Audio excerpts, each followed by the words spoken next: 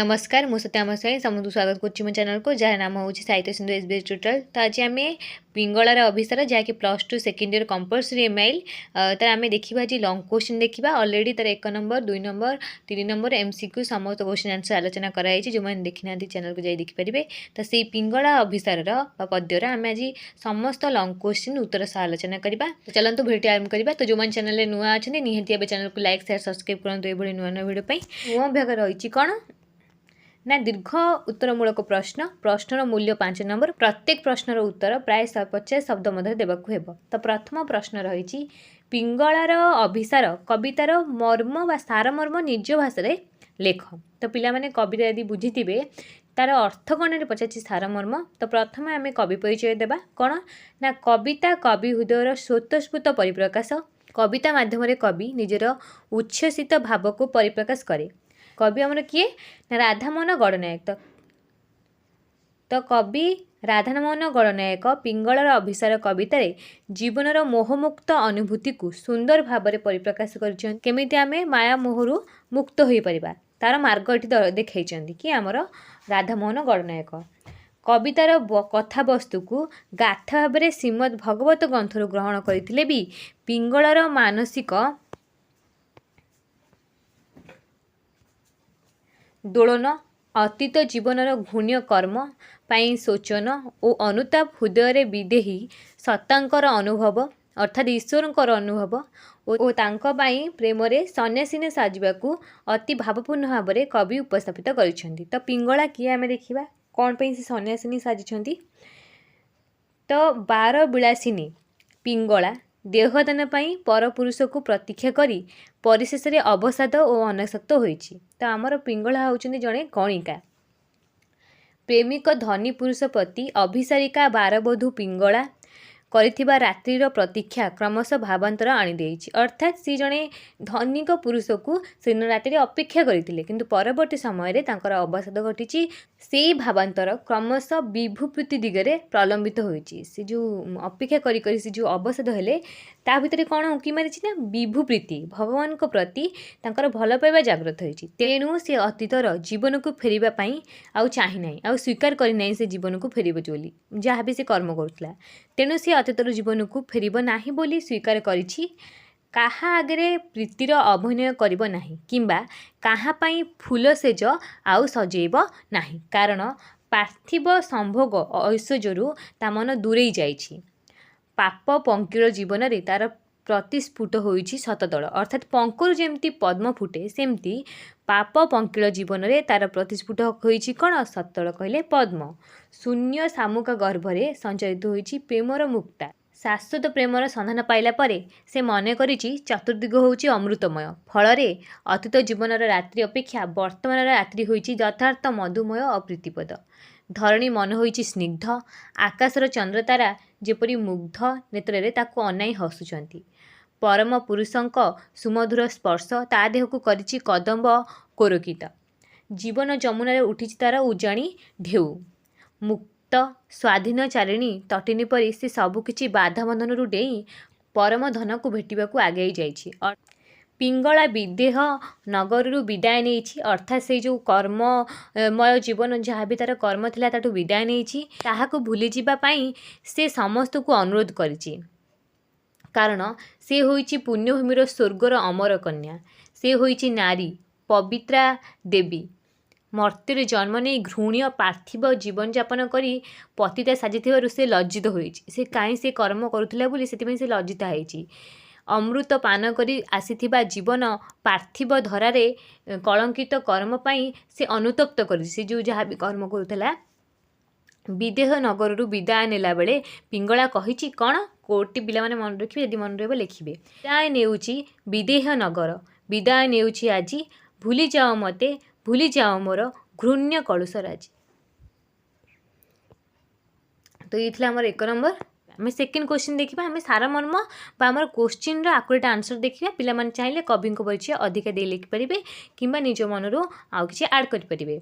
तो कामना बासनार पंकिल जीवनरू चेतनार उद्धान होउछि पिंगलार अभिसार कवितार मर्ममणि आलोचना कर। ये जो दिखाई कामना बासनार पंकिल जीवनरू चेतनार उद्धान होउछि पिंगलार अभिसार तार अर्थ कौन। ତ କାମନା ଦେହର, ବାସନା ଇଚ୍ଛାର, ଭୋଗ ଭୋଗ୍ୟ ପାର୍ଥିବ ଜଗତର, ଏସବୁଥିରୁ ଚିରନ୍ତନ ଭାବ ନଥାଏ। ଏହାକୁ ନେଇ ଜୀବନର ଶାଶ୍ୱତ ମୂଲ୍ୟାୟନ କରାଯାଇ ନପାରେ। ବରଂ ଏହି ପାର୍ଥିବ ଭୋଗ ଇନ୍ଦ୍ରିୟାନୁମୋଦିତ କର୍ମ ମଣିଷ ଜୀବନକୁ କଳଙ୍କିତ କରେ। ଦୁଃଖର ଅନ୍ଧକାର ଭିତରକୁ ଠେଲି ଆମେ ଲୋଭ ମୋହ ମାୟାରେ ପଡ଼ି ଆମେ ଅନ୍ଧକାରକୁ ଠେଲି ହେଇଯାଉଛି, କଳଙ୍କିତ ପାପ ସବୁ କରୁଛେ। ମାତ୍ର ବେଳେବେଳେ ଏ ପାର୍ଥିବ ସୁଖ ମଣିଷକୁ ଅସାର ଲାଗେ। ହୃଦୟରେ ଦେଖାଦିଏ ବୈରାଗ୍ୟ ଭାବ, ମନରେ ଆଣେ ଆଧ୍ୟାତ୍ମିକ ଉତ୍ତରଣ।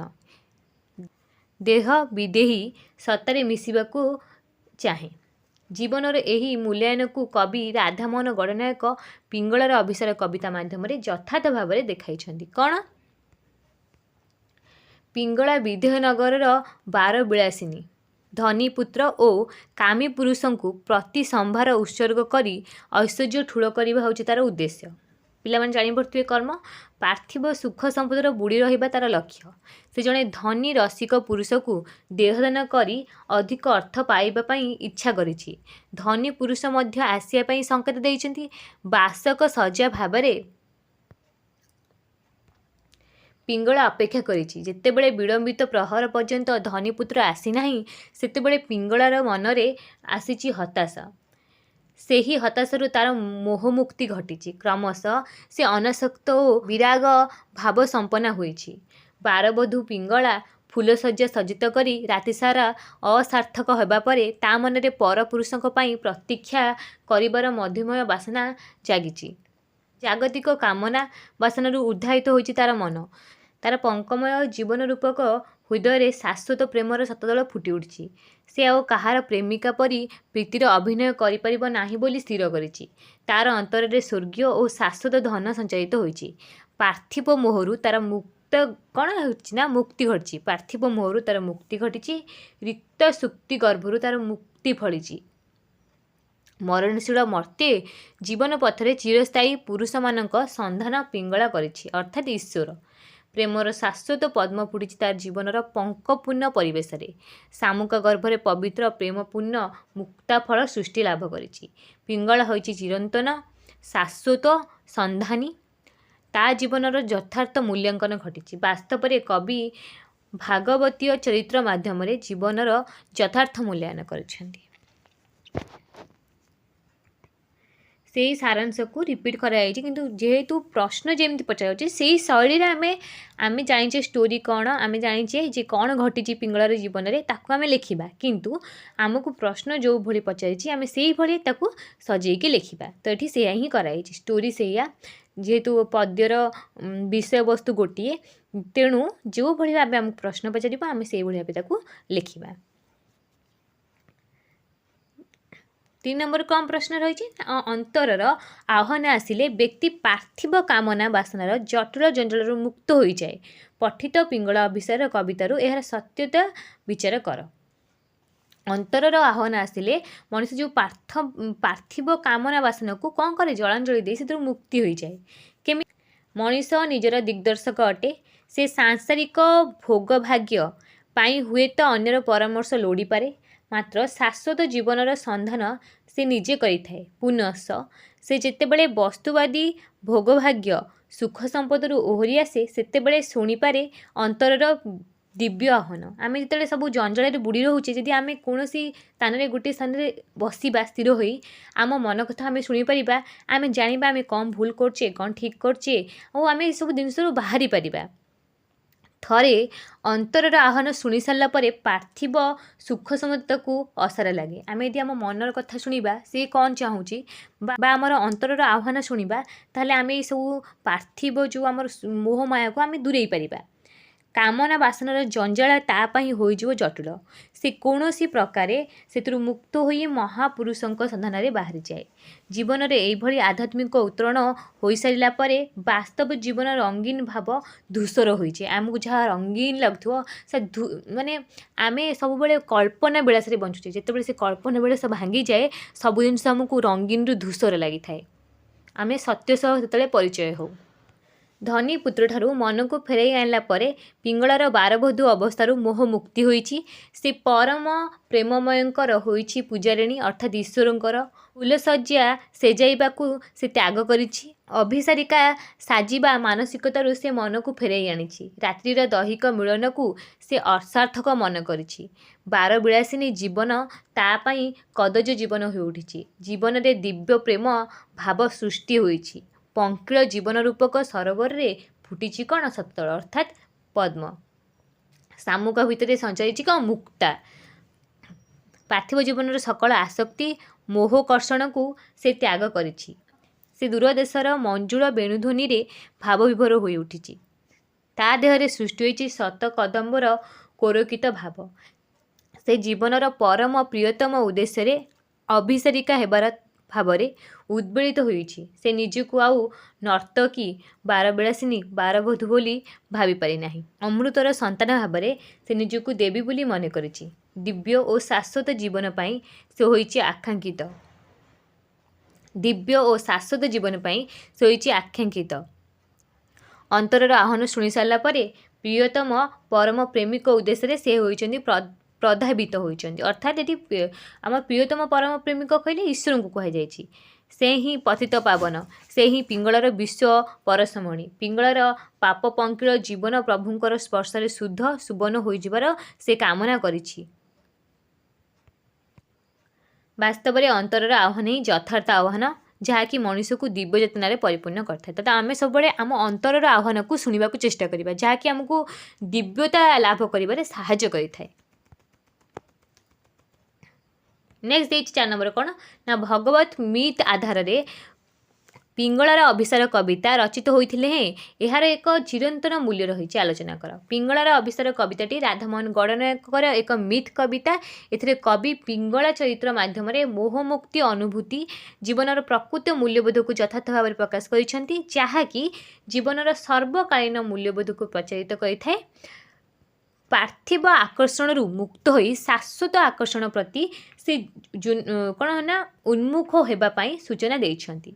ପିଙ୍ଗଳା ମାଧ୍ୟମରେ କବି ଜୈବିକ ସମ୍ଭୋଗ ଅପେକ୍ଷା ନାରୀତ୍ୱର ମହନୀୟ ଗିରିମାକୁ ପ୍ରକାଶ କରିଛନ୍ତି। ଶ୍ରୀମଦ୍ ଭାଗବତରେ ବର୍ଣ୍ଣିତ 24 ଗୁରୁଙ୍କ ମଧ୍ୟରୁ ପିଙ୍ଗଳା ବେଶ୍ୟା ଏକ ଗୁରୁ, ଯାହାଙ୍କଠାରୁ ଅବଧୂତ ଜୀବନର ଯଥାର୍ଥକୁ ନିରଖି ଦେଖିଛନ୍ତି।